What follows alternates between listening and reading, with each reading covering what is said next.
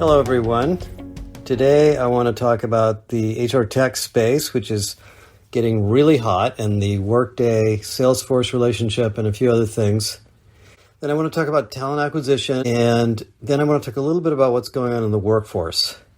I'm still going to try to finish in 20-25 minutes. I'm finishing my 3 weeks in Europe this week, and I met with a lot of interesting companies. You'll be hearing more about them. We'll be doing What Works podcast. By the way, if you don't know, we're starting a second series of podcasts with clients that will be dedicated to their stories. I will continue to do this podcast the way I do now because people seem to like it, but that podcast will be client related. So if you're doing something really cool that you would like people to learn about, let us know, and one of us, probably Kathy or someone else, will interview you and we'll get you on the podcast. Okay, number one, tech. So if you're not aware of it, there is a battle brewing. I might even call it a thermonuclear war, but it isn't there yet, for the chatbot space. And as I talked about a couple of podcasts ago in the Microsoft Copilot, the interface that we are going to be using to communicate with our computers is going to be a chatbot. It could be voice, you could type it, but we will be interacting with it in a normal language. And I'm sure when Apple announces the new version of Siri in September and October, everybody's going to have intelligent interfaces right through their iPhone, right into their enterprise systems. Now, the reason this is a thermonuclear war is nobody wants to lose their access to their clients. And so all of the software vendors who write enterprise software are trying to figure out where they fit. Microsoft, of course, has invested very, very heavily in the Microsoft Copilot. It's integrated into Windows. There are tools to build applications for IT departments, and it has access to the Microsoft Graph. So those of you that are using it, it's really a super duper AI-powered search engine for all of the documents you have in SharePoint and the various different systems in Microsoft, which is in and of itself a pretty cool thing. But it's not a specialized corpus, and I'm not sure most of you are going to let your internal systems reach out into the internet. So think about it as a powerful AI tool for the applications that you build. Now, separate from that, there's also ServiceNow, which has built a product called Now Assist. So for those of you that are enterprises, and ServiceNow is a pretty expensive product, but it is also an enterprise class agent, and it's designed to find things that are in the ServiceNow cloud, and ServiceNow connects to HCM systems and other systems. So it's a pretty significant player, and they're putting a lot of R&D into that. And then there's the one we use, Galileo, which is based on Sana. And there are others. Eightfold is building one. SAP has Joule. And the way these things work is they use the LLM natural language interface to access content and transactions in the back-end systems. And they have multiple LLMs. They're not only based on OpenAI. For example, Galileo has multiple LLMs behind it, and it decides, based on the query, which LLM should handle it. And they are designed to access those back-end systems. And so what Workday announced this week was the integration of the Workday Assistant, which is Workday's AI agent, which is a little bit behind the others, I would say, with the Salesforce Einstein toolset.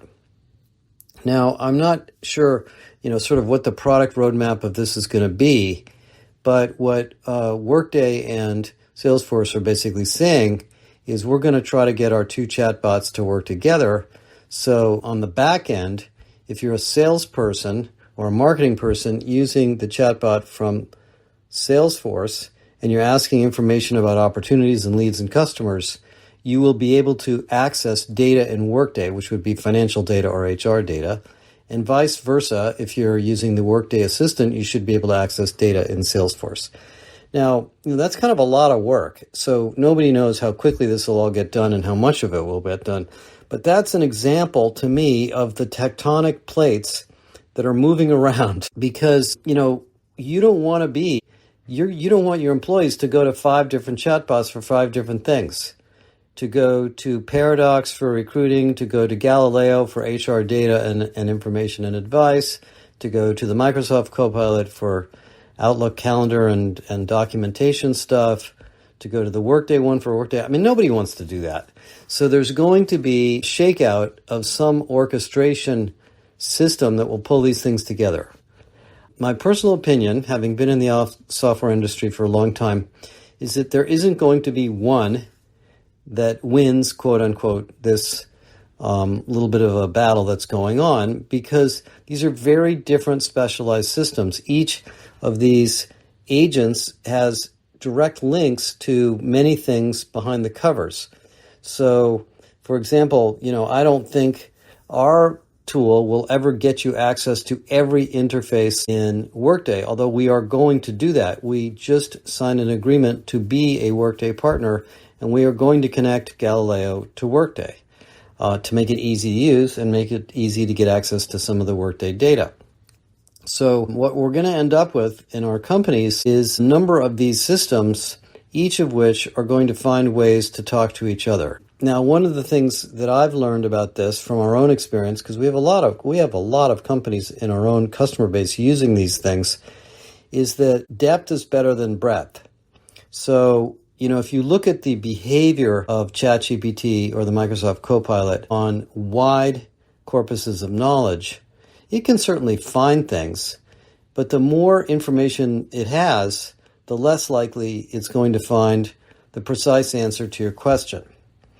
It's a little bit like going to a generalist or a specialist. When you go to a specialist and you ask them a question on some topic or domain or some system-related activity, it knows exactly what you're talking about, and it gives you a very refined, clear answer with references around it.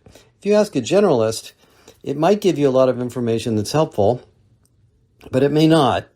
It doesn't have the necessarily prioritization to understand, how your question might be unique and special.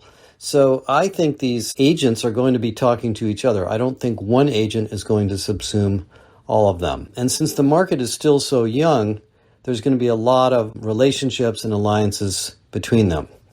And I know this because we're talking to a lot of different vendors about how we connect Galileo to various other systems, including payroll systems, HRMS systems, analytic systems, and others. Our strategy, for those of you that haven't heard it, is really to build a trusted corpus of knowledge in Galileo. So Galileo really is the world's expert on HR and management-related information, models, data, maturity models, best practices, case studies, vendors, etc. We're not turned into an ERP system, although we'll have connections to ERP systems, so you can, add ERP-related or connection to transaction-related systems to it. So I don't know whether the Workday Salesforce relationship is as big as it may sound, but they're trying. They're teaming up. They're going to give it a shot. Neither one of them, of course, are going to try to compete directly with Microsoft because they both want to work with Microsoft too. But, I think this is the nature of an impending, competition for the eyeballs of all of us that will happen over time, and we're still in the early days. And we don't know what Apple's going to do. By the way, I really do think if the Apple Intelligence version of Siri is good and has some sort of programming interface, people are going to jump to that really fast. And I don't know what that means for Microsoft, honestly, since we tend to use our phones an awful lot.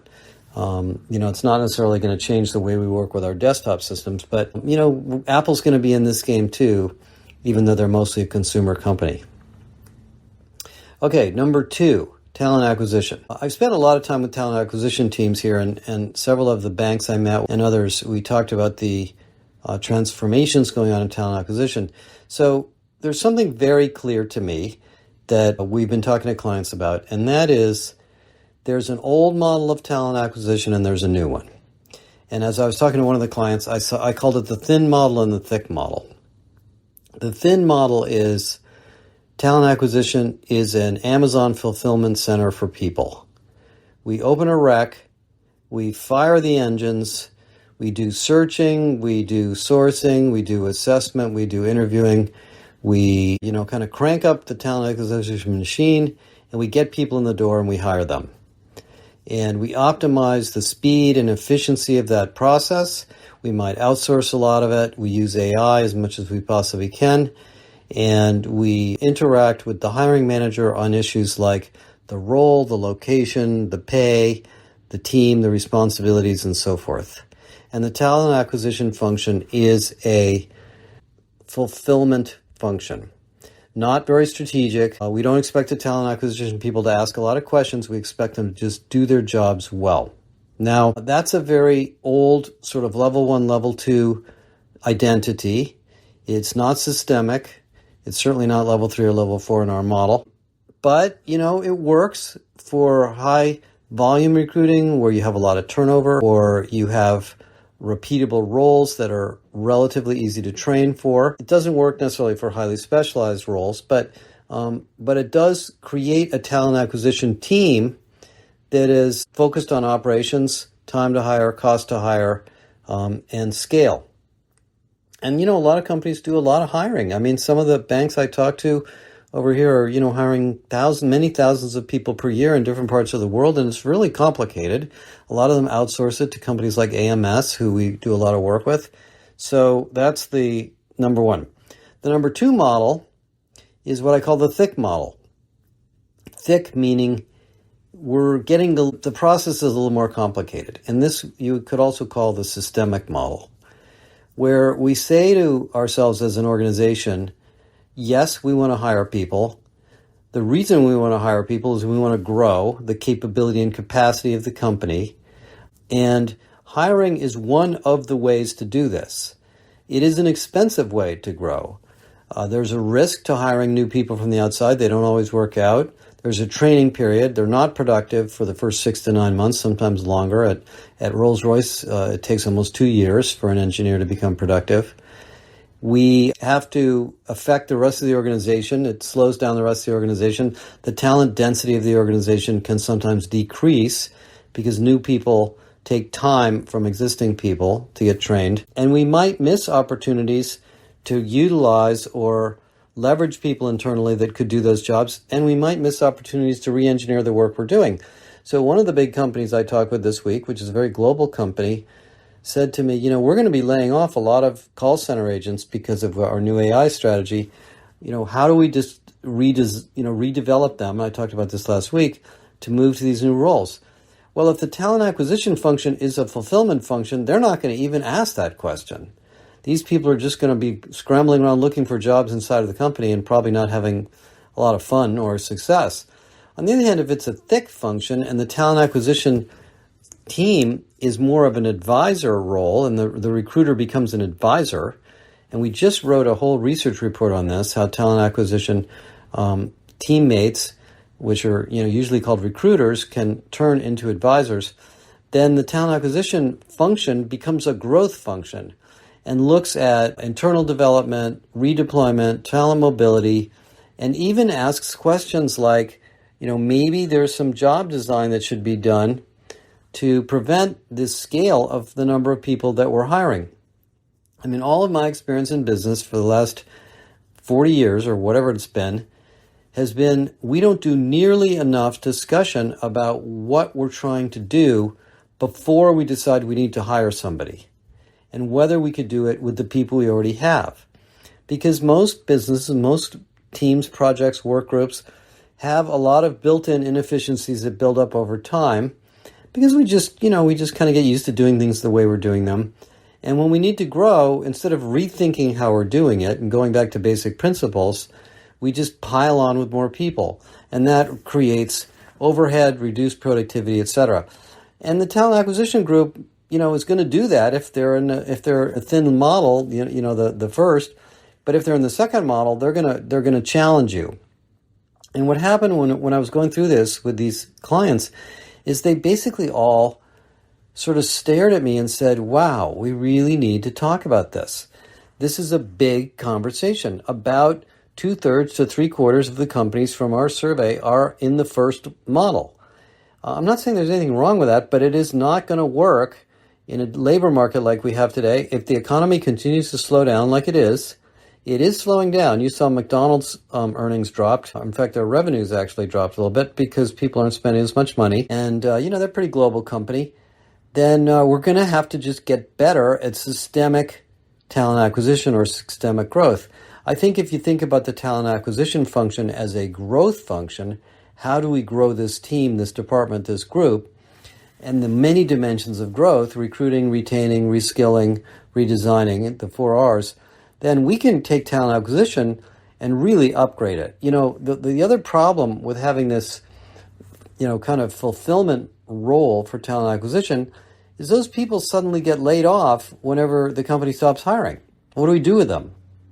They're not really used, and they're not doing as strategic as work as they'd like. Some recruiters just like recruiting, but a lot of recruiters want to do much more. They want to be involved in more things. And, recruiters tend to be very, very knowledgeable about the company, about the job market, about roles, jobs, skills, careers. They've talked to a lot of people. So we talked a lot about that. So if you're interested in getting more on this, we've got a large body of research on this. We have a course in the Academy on it and more coming, and a brand new white paper on this role. Let us know. Join the membership. We'll give you access to all this stuff. Okay, third thing is the job market. Now, everybody in the United States is worried about the election, and then they're worried about when we're going to lower interest rates. I would guess there won't be any adjustment to interest rates until that election is over. Germany's economy just went into a slight dip. I just saw this week. The UK economy is doing pretty well, but they have a big debt problem. The United States, things are slowing down, but they're still growing. The unemployment rate's ticked up a little. Job stickiness has gone up. People are not quitting quite as much as they were before. We're moving from the high quit rates in the pandemic to lower quit rates, but the quit rates are still in the 20% or higher. And so, these economic cycles are just the way the world works. And people are becoming much more flexible in their work arrangements, in their work locations. By the way, we're working on a really pretty in-depth study of the 4-day work week with the 4-day work week folks that we worked with on the first body of research, so stay tuned on that. And so you got to ask yourself, if you're trying to grow your company or hire people, what is the impact of the job market? Well, I think it's pretty clear to me from the companies I've been meeting with that where we're going to have to get to is a little better job of workforce planning. Now, I'm not going to sit here and give you a preaching lecture on why you should be doing workforce planning. Nobody does it very well. I mean, I have done multiple studies on this, and it is just not something companies focus on. In most cases, workforce planning is a financial exercise done through the CFO around the budget process where we allocate headcount based on budget. And it might change if the company has a change in revenues. And then managers use their headcount budget to hire. And giving a headcount budget is a form of strategic decision making because leaders, including the CFO, make decisions on where to grow and where not to grow based on business opportunities as they perceive them. And so then we go and we fulfill on those growth plans from the workforce plan, quote unquote. It's not usually a skills-based plan, rarely, although sometimes it is, and it's certainly not based on contingent work or other forms of talent acquisition. It would be nice if it was, and I know all of you probably thought about it, but I haven't found very many companies that do it. Now, there are companies that do skills-based workforce planning very, very well. Professional services companies do this, accounting firms do this. Defense contractors do this because they have to bid on large contracts, and they know if they don't have the right skills, they're not going to get those contracts. Companies under massive amounts of stress do skills-based workforce planning. The oil companies are looking at skills-based planning for alternative energy. The semiconductor industry is looking for skills-based workforce planning for manufacturing engineers. Software companies are probably doing some skills-based workforce planning for AI and data science. But across the board, it's usually a head count exercise, which is fine with some of these things kind of added in. But as the workforce gets a little tighter and people stop jumping around from company to company, And even though the economy may slow down, you're going to have to be a lot more creative about your workforce plan. One of the industries that's grown out of this is the EOR industry. EOR means employer of record. Basically, these are companies, Oyster, the one we work with in Galileo, Deal, which is a large EOR company, GP, which used to be called Globalization Partners, who I interviewed a couple of podcasts ago, and others. Papaya Global is another one. And what these companies do is they make it easy for you to hire people part-time or full-time in different countries where you don't have a business and an entity set up. There are also obviously all the gig market, workplace markets, where you can go find gig and contract workers. There are tools for freelance workforce management. SAP has one, Workday has one for managing contractors, ADP has one for managing contractors. But usually that stuff is run by procurement, not by HR. And even though, like I said, workforce planning has been a frustrating space for many, many years, I think this is going to end up turning out to be important. I think the way the workforce is going and the way the numbers are trending, you're going to have a more rich and complete, what I call pixelated workforce plan. For all the headcount that you want to hire, is it full-time? Is it contract? Is it skills-based? Is it internal mobility? Is it local or is it global? Or is it in a remote location where we know these people are that we've never done business before? We're going to have to ask those questions in a more strategic way. And guess who knows how to do this? The head of talent intelligence. Now, most of you don't have a head of talent and intelligence. Some of you do. Talent intelligence is a new domain that grew out of recruiting where we have these, really rocket science brainy people who know where all the data is. They know how to use it. They use AI systems like Eightfold and others. And they can make decisions and help you balance these complex factors on where to grow your company. And I actually do believe that in 2025 and for the next few years, using that kind of complete approach to workforce planning is going to really differentiate your company. You'll be able to grow faster, hire faster, be more strategic, avoid overhiring, keep the productivity level high, and keep flexibility high. Because, a full-time hire is a big obligation, especially if it's in Europe. You can't just let somebody go in 5 minutes if you've made them a regular employee.